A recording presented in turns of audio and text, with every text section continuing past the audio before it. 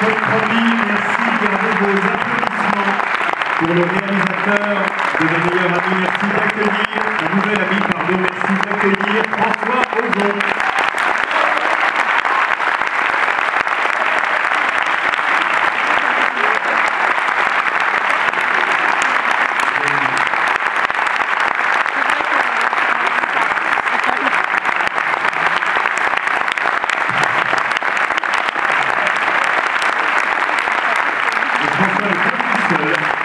Vous allez pouvoir accueillir M. Romain Duris.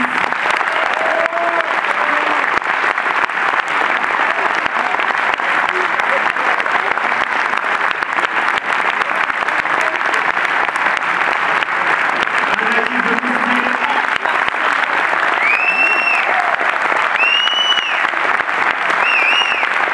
Et Raphaël Personnage.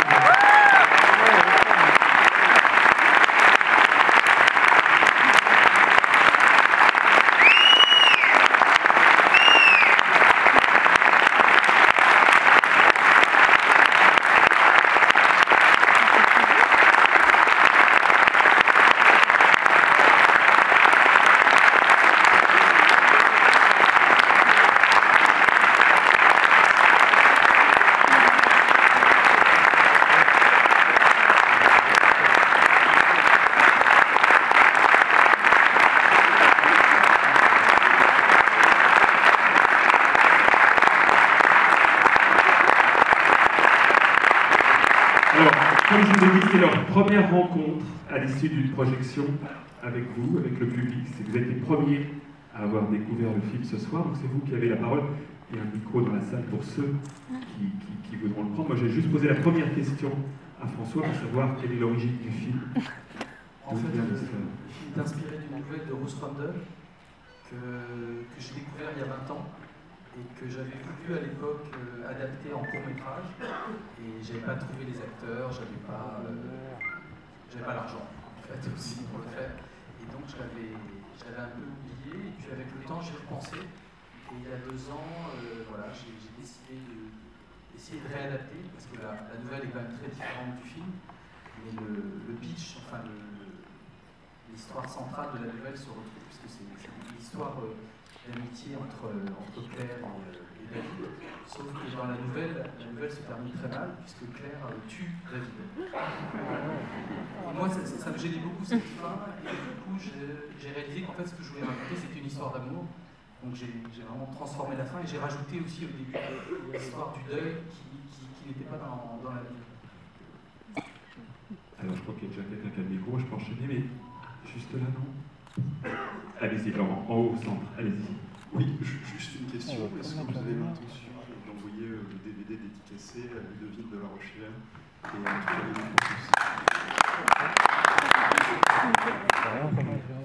Ludovic de La Rochelle.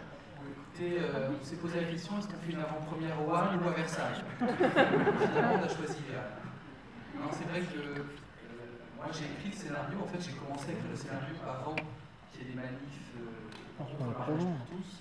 Et c'est vrai que j'ai vécu ça de manière très, très violente, très agressive, comme beaucoup de gens je pense.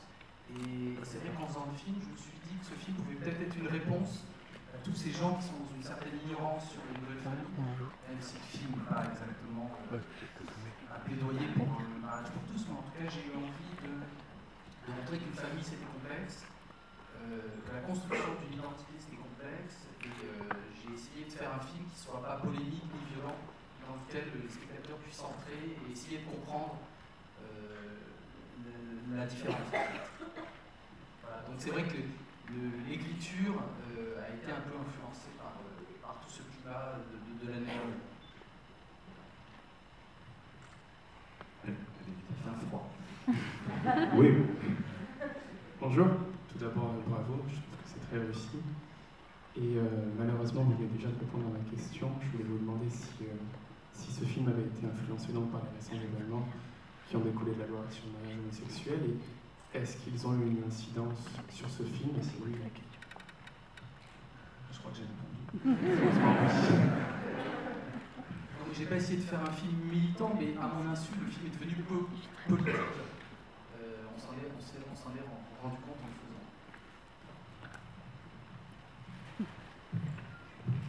Bonsoir, bravo pour ce film et merci. J'avais une question à François Ozon. Je voulais savoir pourquoi une partie du film était tournée au Canada. Je n'ai pas vraiment compris la logique. Et une question à Romain Duris, savoir si c'était plus dur les rôles comme ou en tant que femme. D'une manière ou d'une autre, dans un rôle, mais est-ce que c'est plus dur dans un rôle d'homme ou dans un rôle de femme? Merci. En fait, il y a eu 15 jours qui ont été tournés au Canada et c'est les séquences extérieures de la banlieue un peu résidentielle. Ça n'existe pas vraiment ce genre de quartier en France. Et je voulais que le film ait un côté un peu irréel, qu'il n'y ait pas un côté très réaliste, qu'on ne soit pas ancré dans un pays précisément. J'avais envie qu'il y ait un côté presque conte de fées. La fin se termine un peu, ils se marièrent et ont beaucoup d'enfants. Il y avait la volonté un peu de déréaliser et de rendre le propos plus universel aussi avec les décors. Et le Canada, c'est aussi parce qu'on a tourné à l'automne et je voulais une lumière très automnale. Et c'est vrai que la lumière du Canada à l'automne est vraiment très belle. Enfin, c'est l'été indien. Et donc c'était important, je pense, pour le film. C'est un film qui joue vraiment sur les couleurs automnales. C'est en partie pour ça qu'on est parti là-bas. Les hommes et les femmes, c'est pas très loin. Ce qu'on ressent, en tout cas en acteur, quand on joue l'homme ou la femme, je pense l'essence.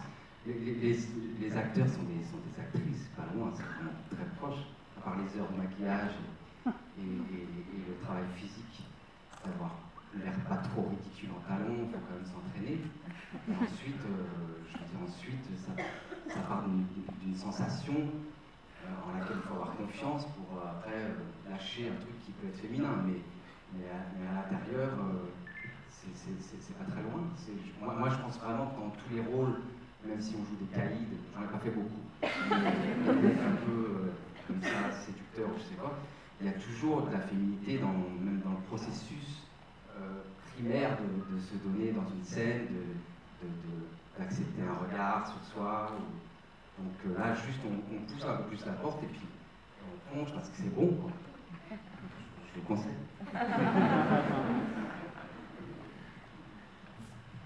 Bonsoir.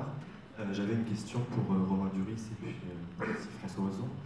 Par rapport à la construction du personnage de Virginia et David, est-ce que vous l'abordez plutôt comme deux personnages totalement distincts ou est-ce qu'au contraire, vous construisez le personnage avec cette double identité comme un seul personnage et Virginia étant révélatrice finalement de l'identité de David? C'est compliqué. Non, c'est vrai qu'on s'est tout de suite précipité sur Virginia, c'est-à-dire que l'enjeu, quand j'ai proposé à Romain le rôle, c'était de voir si ça fonctionnait en Virginia. Donc, très vite, on s'est un peu focalisé sur Virginia, on a fait beaucoup de maquillage, beaucoup d'essais de perruques, et très vite, on a trouvé finalement assez vite le personnage de Virginia, et tout d'un coup, Romain a flippé, il dit « Et David ?» David, c'est vrai qu'on se le gardait pour la fin, le David. David est peut-être plus compliqué que Virginia, parce que Virginia, c'est que du plaisir, c'est l'évidence. En plus, vous pouvez se permettre d'être un peu ridicule, puisque Virginia, elle se cherche. Entre le début du film et la fin du film, il y a une vraie évolution. David, c'est un personnage qui est en fait assez mal dans sa peau, qui se sent pas à sa place, qui est en deuil. Enfin, donc, c'est un personnage, je crois, qui était plus compliqué. Mais c'est vrai qu'on l'a abordé dans un second temps. Et avec Romain, on s'est posé plus de questions finalement sur David, parce que sur Virginia, on était plus sur des choses techniques, quel genre de maquillage à lui, quel genre de perruque, les talons, enfin voilà, des choses concrètes. Puis aussi, on cherchait à pas être trop non plus dans un truc facile, de faire noir et blanc. Enfin, c'est David, le mec viril, triste, sombre et fermé, et puis la Virginia solaire, très femme, qui soit opposée. Donc on cherchait quelque chose de plus fin. Voilà. Donc, je sais pas si ça marche, mais du coup, c'est vrai plus dans l'imaginaire. Bonsoir. J'avais une question donc, pour les acteurs et pour François Ozon. Deux questions. La première, c'est, je ne sais plus lequel d'entre vous, dans les acteurs, a déclaré dans une interview que vous ne saviez pas finalement la tournure qu'allait prendre le film. Peut-être qu'en post-production, ça allait être peut-être un peu plus noir, plus comique ou ce genre de choses. Donc maintenant, je voulais vous demander, maintenant que vous l'avez vu, est-ce que vous avez été surpris ou est-ce que vous avez retrouvé vraiment le matériau d'origine ou voilà, juste votre impression. Et François Ozon, je sais, à un moment dans le film, quand les deux personnages regardent la télé, on entend un petit peu de votre film Angel. Donc voilà, je me demandais si c'était juste pour l'anecdote ou il y a un sens caché derrière. Parce que ça coûtait moins cher. Je pensais pas qu'on le reconnaîtrait. Vous l'avez reconnu. Et par rapport au genre du film, quand François nous a présenté le scénario et le film, il a dit qu'il voulait faire un mélodrame, qu'il y avait quelque chose de l'ordre du mélodrame. Et c'est vrai qu'en tournant le film, on s'est aperçu qu'il y avait beaucoup de scènes comiques en fait. On s'est beaucoup amusé en le tournant et on ne savait pas vraiment quelle allait être l'humeur du film au final. Moi j'étais aussi inquiète pour la fin, parce que c'est vrai que si c'est trop comique, il faut... Enfin, je veux dire, il y a de l'émotion à la fin qui est nécessaire, donc le film est très singulier.